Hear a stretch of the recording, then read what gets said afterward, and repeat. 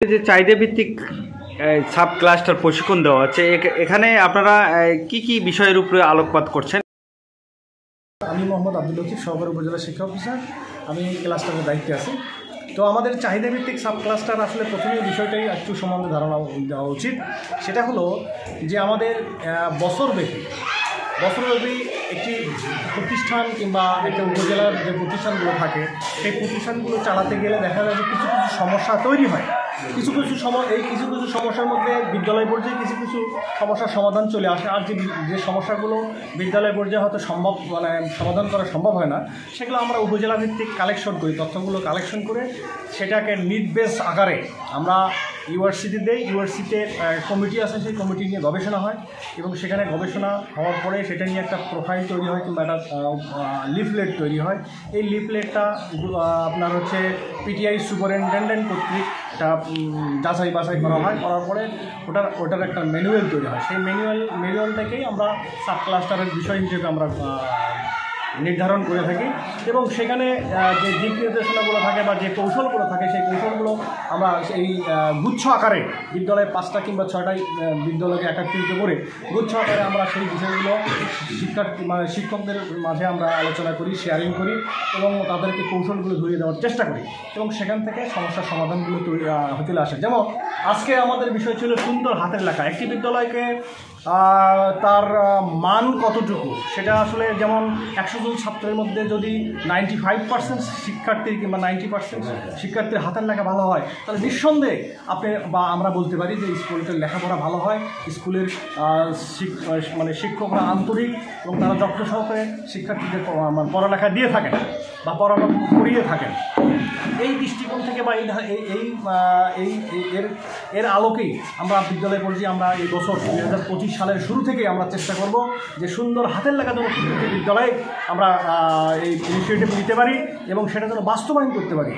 এরপরে আরেকটি জিনিস আছে যে আমরা নতুন বছরে যেহেতু আমরা নতুন বই দেব, এই বইগুলো আসলে বইয়ের পর্যালোচনা আছে। আমরা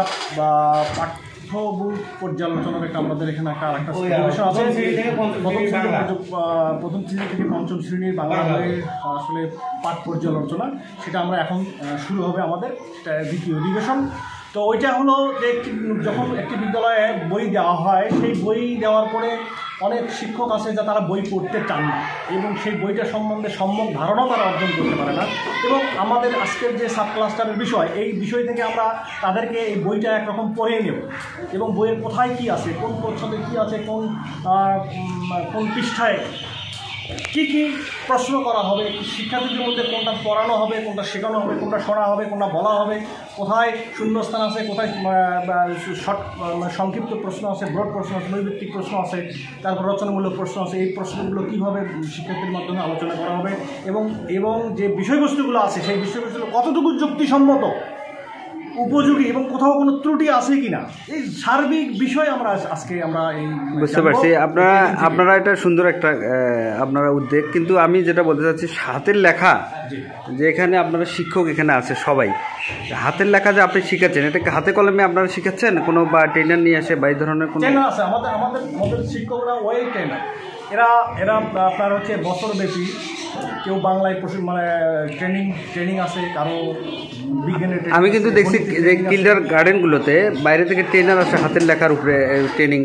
যদি আপনাদের ওই রকম কোনো উদ্যোগ থাকে যে যারা হাতের লেখার উপরে থাকে, এই শিক্ষকদের যদি আরো ভালো দেওয়া যায় তাহলে মনে হয় আমার ভালো হবে। সেটা হয়তো আমাদের কর্তৃপক্ষ ভেবে দেখবেন যদি এরকম কোনো থাকতে পারে। তবে আমাদের শিক্ষকদের মধ্যেই অনেকেই ট্রেন প্রাপ্ত, তারা ট্রেনিং। আচ্ছা, ধন্যবাদ এই বিষয়ে। ঠিক আছে, তারা চেষ্টা করছে, আশা করা যায় ভালো হবে। এই বিষয়টা দেখেন আপনার উপরে যদি বলা যায়, আসলে উন্নত যারা শিক্ষকরা তো সবাই জানে, কিন্তু হাতের লেখার উপরে কিন্তু কিছু অভিজ্ঞ লোকজন আছে আমি দেখছি, তাদের এনে যদি আপনাদের এখানে ট্রেনিং করানো যায় আমার মনে হয় বিষয়টা ভালো হবে।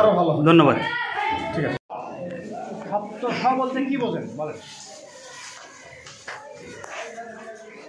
সঠিক প্রবাহ, সঠিক আকৃতি, সমান্তরাল, সমতল,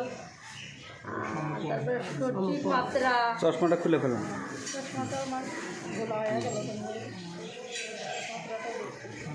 সমস্যা বলুন। সমশীর সঠিক মাত্রা, সমপদ, সমান্তরাল আকৃতি, তারপরে সঠিক প্রবাহ, এইসব কথা আছে। আচ্ছা ঠিক আছে, ধন্যবাদ। আরেকজন কি বলবে রূপসা বলেন সপ্ত মানে কি? সপ্তস্বর মানে 7টা স্বর। এই 7টা স্বর যে ব্যাখ্যা, সব প্রথমটা কি ম্যাডাম? সঠিক আকৃতি। সঠিক আকৃতি। তারপরটা কি? সমান্তরাল। তারপরটা কি? সমান্তর। তারপরটা কি ম্যাডাম? সমশীর। তারপর সঠিক মাত্রা। সঠিক মাত্রা। তারপরটা তারপরটা সঠিক মাত্রা বলুন। তারপরটা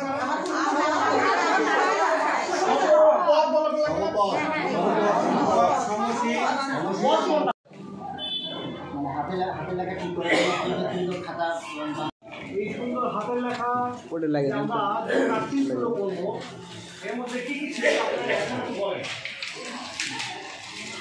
সকাল থেকে যে আলোচনাগুলো হবে বলেন।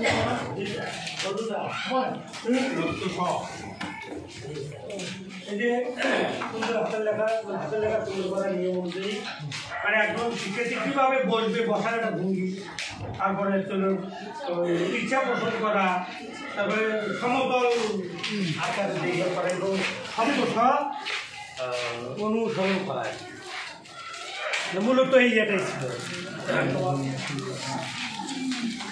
আচ্ছা আরেকজন একটু বলেন যে আমরা বিদ্যালয় পর্যায়ে, আরিফ বলেন, বিদ্যালয় পর্যায়ে এই সুন্দর হাতের লেখা বাস্তবায়ন করতে আমরা কী কী উদ্যোগ নেব বা কী কীভাবে পদক্ষেপগুলো গ্রহণ করি?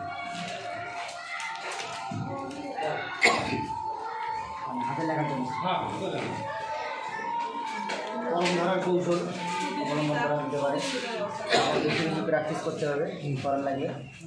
তারপরে ভালো কলম, যেখানে পিচ্ছিল কলম না হয়, সুন্দর কলম এবং সুন্দর খাতা। তারপর তারপর বিভিন্ন বনের যে মাত্রা, অর্ধমাত্রা, পূর্ণমাত্রা, মাত্রাহীন বর্ণগুলো এগুলো সুন্দর করে শিখাতে হবে। তারপর বসার ভঙ্গি, ইচ্ছামতো পেশি সঞ্চালন, তারপরে কলমের উপরে যে কী পরিমাণ চাপ দিতে হবে এই নিয়মকানুনগুলো শিখাতে হবে। তারপর একই সমতলে কুড়ি থেকে আঙুল পর্যন্ত যে এটা সমতলে রাখে একজন দেখতে পারে সেগুলো বোঝাতে হবে। তারপর লেখার খাতা থেকে মুখ এবং চোখের যে ডিস্টেন্সটা, দূরত্বটা, এটা বজায় রাখার কথা বলা।